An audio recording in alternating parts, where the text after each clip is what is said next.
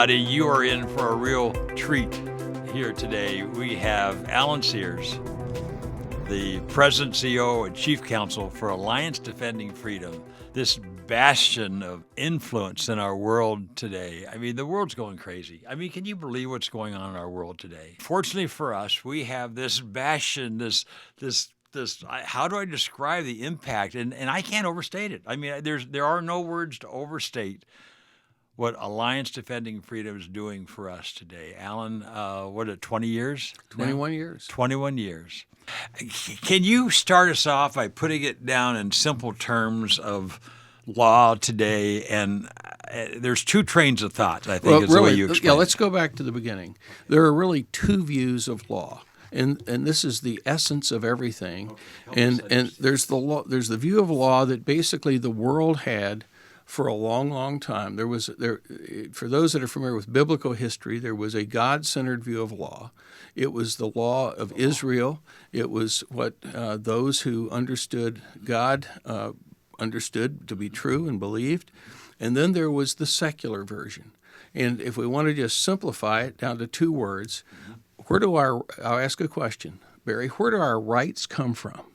And the answer to the question, our rights either come from God or they come from man.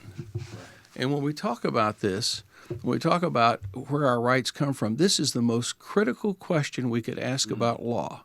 Because if our rights come from man, then it doesn't matter what basic principles are, because the rights change all the time.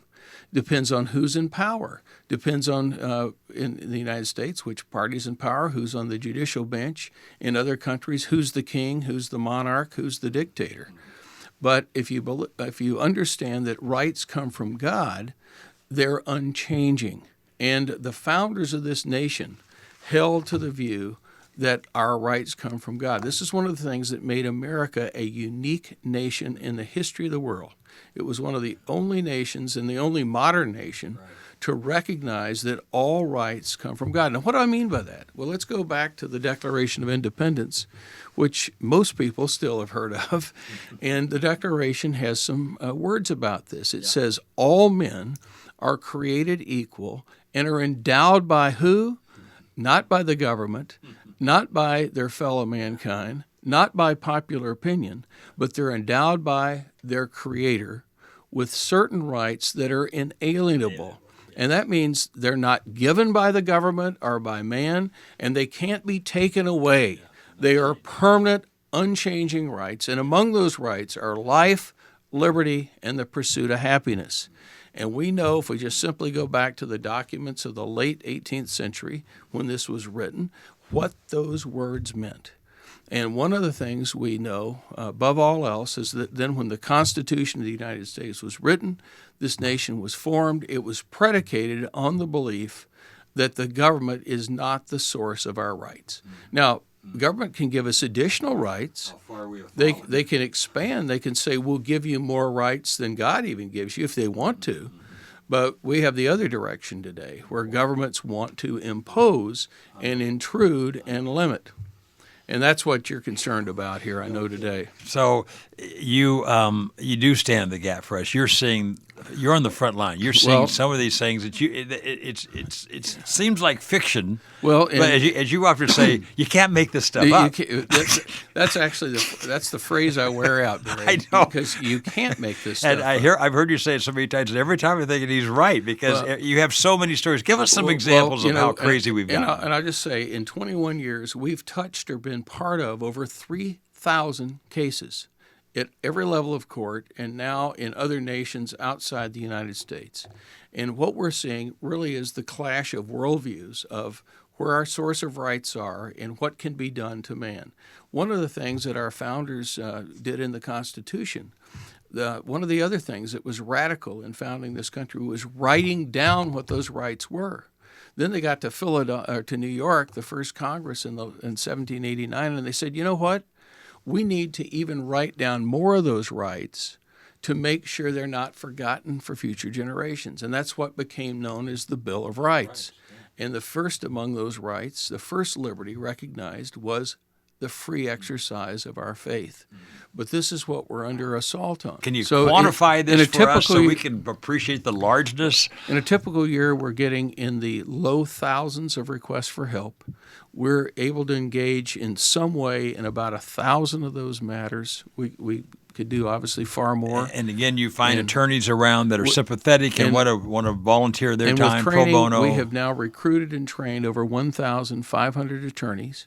And those attorneys have donated back over $150 million worth of free time to the body of Christ. We trained them, we equip them, we provide them resources, and we provide funding for their case expenses. To the tune of $30 million? We've done $32 million that you have funded because there's always expert witnesses and travel expense, and there's even with pro bono time, there's expense of the court. A lot of people who are listening have hired lawyers, and they know that the expense bill sometimes is more than the lawyer cost. And you can't, the other side wants to break you. So many of these cases they make go on. We have one case now that's been going on. We have a case in New York City over the use of public school rental for worship services on Sunday morning that's 19 years old. 19 years. We've been in the U.S. federal courts at every level, up and down, litigating over the right of a church to rent a building in the same terms for the same price as everybody else. Hundreds of community groups rent buildings all the time, but they say we will not let Sunday morning worship occur in these schools because it would suddenly transform them into religious things, So this is the world. I touch on one more thing, then we're going to end this segment. You're training young attorneys. Talk about this area, this is impacting hugely the future. What's going to happen? Well, we have all kinds of battles of today, and we have battles out on the horizon. But the long-term barrier lies in the youth, like with all other things. The children of today are tomorrow's future, obviously, and we are identifying and recruiting the brightest young law students today. There are literally in the top law schools across this country wonderful Christian men and women who want to serve Christ, who want to fight for religious freedom, and we're bringing those men and women into a program we call the Blackstone Legal Fellowship, 9-week summer program, which is the beginning of a lifelong relationship where we give them an overview of all the kind of things we're talking about our heritage, our history, the natural law. And you're placing them already. You have graduates going into key positions all over the United States. And we've got about 1,400 graduates now. There are a lot of wonderful ministries, thankfully, taking place in the United States and around the world. But the ability for these ministries to operate is under attack, hugely under attack. Whether or not we'll be able to share the gospel next year, 10 years from now, remains in doubt. I mean, it seriously does. It is absolutely focused, intentional attack on people of faith.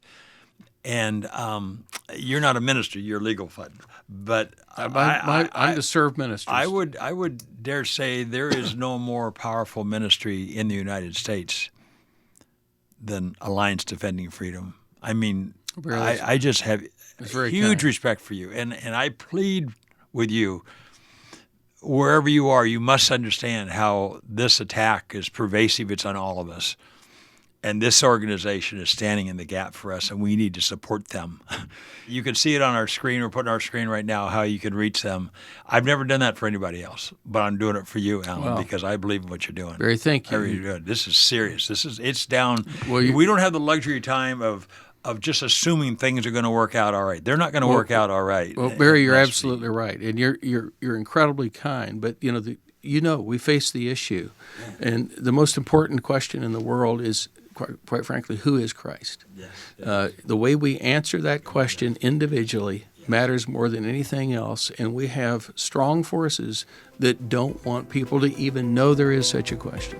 He is Alan Sears, the President, CEO, and Chief, General Counsel of Alliance Defending Freedom, and you got to get behind these guys, okay? We're going to have more with Alan in our next segment, okay? Thanks for watching.